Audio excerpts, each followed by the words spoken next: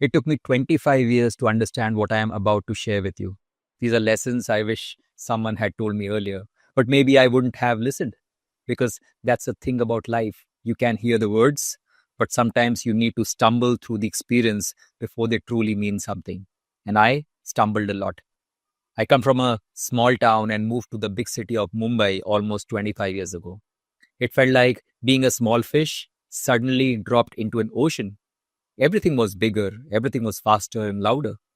I had to figure life out for myself, things like how to survive, how to succeed, and how to find my place.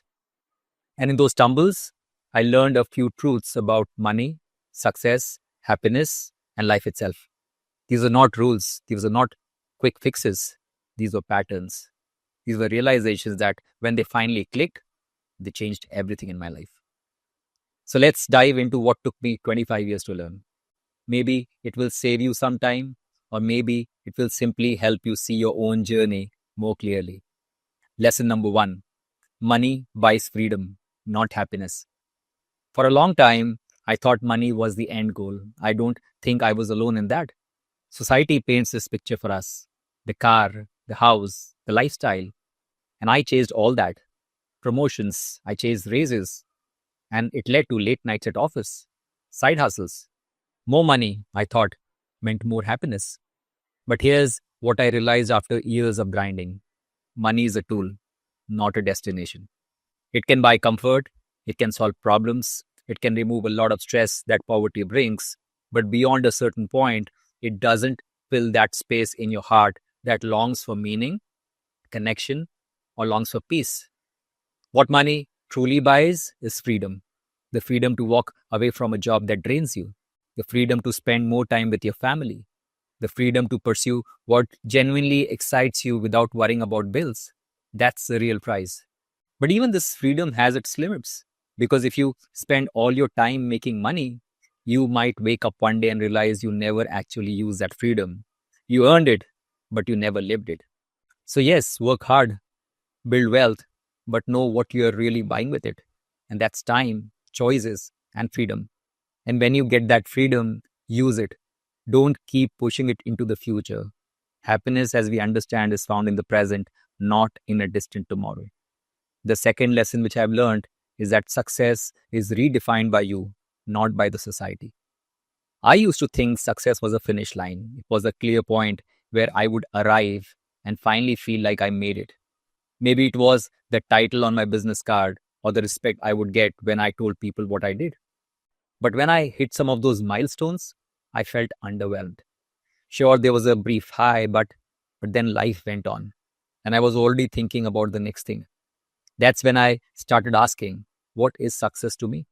It turns out success is not a universal formula. It's very personal.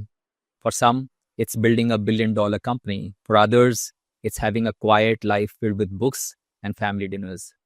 The problem is we often borrow other people's definition of success. We let society, social media, or our parents decide what success should look like. And then we chase it, only to find out it doesn't fit us. I remember a friend who left a high paying corporate job to start a small bakery. People thought he was crazy, but I had never seen him happier. He woke up every morning excited. He worked harder than ever, but it didn't feel like work, it felt like his life. So the key is define success on your own terms. Take time to sit with yourself and ask, what would a fulfilling life or a fulfilling day look like to me? Your answer is the one that matters. And remember, your definition of success can change. What you might want at 25 might not be what you want at 45. And that's okay.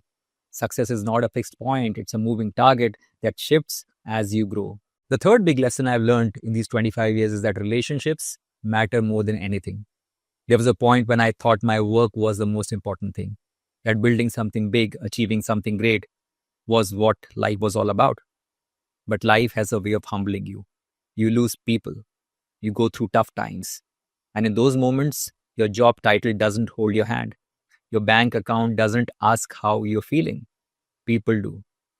The quality of your relationships shapes the quality of your life. Your friendships, your family, the people you can call at 2 a.m. when everything is falling apart. I remember once missing my best friend's wedding because of work. I thought my project was more important. Looking back, I barely remember that project, but I remember the regret, the phone call where he told me it was okay, but I could hear the disappointment in his voice. So if you are neglecting your relationships for work, for success, for that next goal, please pause, check in. Relationships need time, they need presence, and they need effort. They are the real wealth you accumulate over lifetime. The fourth important lesson I've learned is that growth comes from discomfort. I used to avoid discomfort. Who doesn't? It's human nature. We seek the path of least resistance. But when I look back, every period of real growth in my life came from some discomfort. Starting something new and feeling like an imposter, facing a failure that forced me to reassess everything, having tough conversations that strained but ultimately strengthened relationships. Growth is rarely comfortable. It often feels like you're falling or you're failing and you're out of your depth. But that's exactly where growth happens. So if you're feeling stuck, ask yourself, when was the last time I did something that made me uncomfortable? Lean into that discomfort. It's where you stretch, evolve, and become what you're meant to be. The fifth important lesson I've learned is that time is a real wealth. We all say it, that life is short, but we rarely live like we believe it. For years, I treated time as if I had an endless supply, long hours at work, putting off things I cared about, assuming I could always get to them later. But later is not guaranteed. And even if you live a long life, it moves faster than you think. The older you get, the more you realize that time is the most valuable currency. You can earn more money, you can rebuild a career, but you can never get back time you wasted on moments you missed. So spend your time intentionally with people you love, doing work that matters to you, taking care of your health, creating memories. Please don't let the business of life rob you of your life. So, those are some of the big truths it took me over 25 years to learn. That money buys freedom, not happiness. Success is personal. Relationships are everything. Growth is in discomfort, and time is the real wealth. Life is messy. We are all figuring it out as we go. But sometimes hearing someone else's journey can help us see our own a little clearer. Thanks for being here.